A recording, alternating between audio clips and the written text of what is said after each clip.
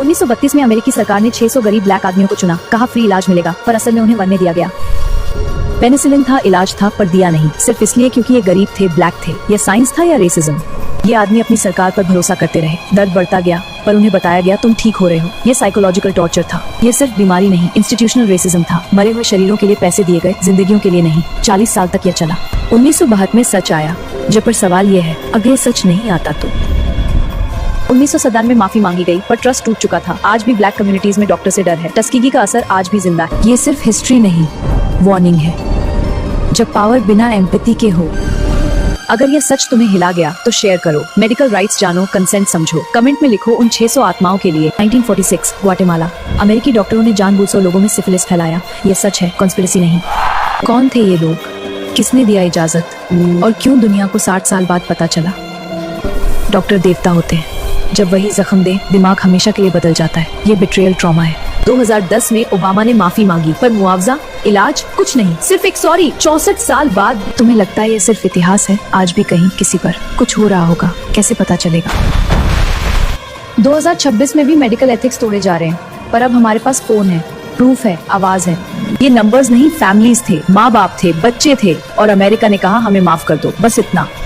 Share करो ताकि कोई और सॉरी 60 साल बाद न सुनना पड़े। कमेंट में नेवर अगेन लिखो। याद रखो, 1945 में जो जला 2026 तक जल रहा है। ABCC ने रिकॉर्ड बनाए, इलाज नहीं। यह सच आज तक क्लासिफाइड है। डॉक्टर बने थे, पर देखने आए थे, देख कर गए। हजारों को नंबर बना दिया। क्या यह साइंस थी या सजा? रेडिएशन दिमाग में घुस गया, डर DNA में उतर गया। ABCC ने लिखा, क्यों किसी ने ठीक नहीं किया? रिकॉर्ड्स पूरे हैं, इंसानियत खाली है। अमेरिका ने डेटा लिया, जापान ने देखा, दोनों ने भुगतने वालों को अकेला छोड़ दिया। अगर वो इलाज करते, आज कैंसर का इलाज 10 साल पहले मिलता। पर उन्हें सब्जेक्ट चाहिए थे, पेशेंट नहीं। क्या यह फेयर था? 2026 में वही डेटा जीवन बचा रहा है, पर जिनसे लिया वो अब भी दर्द में है। हिस्ट्री रिपीट हो रही है, बस देश बदल गए। कंट्रोल ग्रुप में अनजान जापानी भी थे, ट्विंस को अलग किया। कंसेंट, वो शब्द ABCC के शब्द में। ये सच है, कॉन्स्पिरेसी नहीं। वो अभी जिंदा है, इंतजार में है। शेयर करो ताकि कोई और सब्जेक्ट न बने। कमेंट में नेवर अगेन लिखो। ये सिर्फ हिस्ट्री नहीं, वार्निंग है। वो आदमी जिसने दुनिया के सबसे पावरफुल लोगों को अपनी मुट्ठी में पकड़ा, उसने ऐसा क्या किया? कैमरा बैंड गार्ड सोया और एप्स्टीन मरा, कोइंसिडेंस? 6 मिलियन पेज, आधे जले आधे गायब। क्या यह सच था या सच को मरने दिया गया? जो फाइलें आई उनमें आधा सच था, जो नहीं आई उनमें पूरा सच था। किसने रोका? वे कभी नहीं जान पाएंगे। क्या यह सिर्फ एक आदमी का काम था या पूरी मशीनरी का हिस्सा? क्या वह जासूस था या जासूसों का मालिक? क्या वीडियो सिर्फ मजे के लिए थे या ब्लैकमेल के लिए? मोसाद को भेजो। I plead the fifth।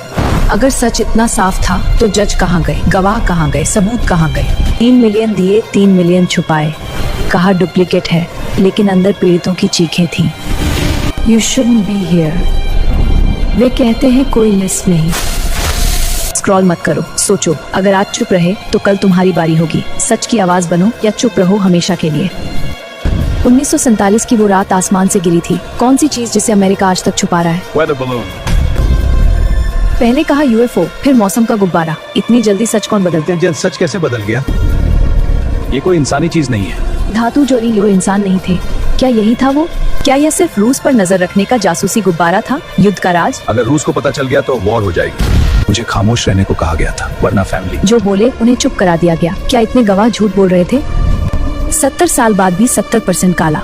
क्या इतना छुपाने लायक था वो गुब्बारा? No comment. ये हमारी टेक्नोलॉजी नहीं है। G-force is insane है। UAP। 76 साल का रहस्य अब तुम्हारे हाथ में। क्या है सच? कमेंट में बताओ। सिर्फ तुम ही फैसला कर सकते हो। कल रात 2 बजे 20 लाख लोग सोए, सुबह 2 बजे। बाकी कहाँ गए? कोई नहीं जानता। डॉक्टर बोले ये नींद नहीं है, साइंटिस्ट बोले ये वायरस नहीं है। तो ये क्या था? ट्रॉमा या कुछ और? पता चला गैस थी, पर दिमाग पर असर अजीब था। लोग भूल रहे थे कौन है, कहाँ है, क्यों डर रहे हैं। Not just guess. जो लोग बचे उनमें से 80% ने कहा मुझे लगा मैं मर गया। They're calling me। अगर डर सच तो नहीं, या हम सब एक दूसरे के डर में जी रहे हैं? मैं अब भी 16 से सोता हूँ। पर अब शोर ज्यादा है, ध्यान। हम सोच रहे हैं हमें क्या यही सबसे बड़ी गलती है? जो बचे वो भी खो गए। कुछ लोगों ने खुद को खत्म कर लिया क्योंकि वो कभी वापस नहीं आया। ये बीमारी नहीं, चोरी थी। आज रात सोने से पहले एक सवाल पूछना, क्या मैं सच में जागा हूँ? किसी को बताना कि तुम ठीक हो, शायद वो इंतजार कर रहा हो। 2000 से ज्यादा VIPs, एक आइलैंड और फाइल्स जो FBI ने 10 साल तक छुपाई रखी। अगर ये सिर्फ एक सेक्स ऑफेंडर था तो बिल क्लिंटन, प्रिंस एंड्रू और एलन डर्शविट्ज उसके प्लेन में क्या कर रहे थे? क्या एप्स्टीन CIA मोसाद का एजेंट था? क्या ये पूरी ब्लैकमेल एम्पायर थी जहां पावरफुल लोगों को फंसाया जाता था? 24 अगस्त 2019, कैमरास फेल, गार्ड सो रहे थे और एप्स्टीन खुदकुशी कर लेता है जेल में। गिस्लेन मैक्सवेल को 20 साल जेल, लेकिन उसके क्लाइंट्स का नाम क्यों नहीं? किसको बचाया जा रहा है?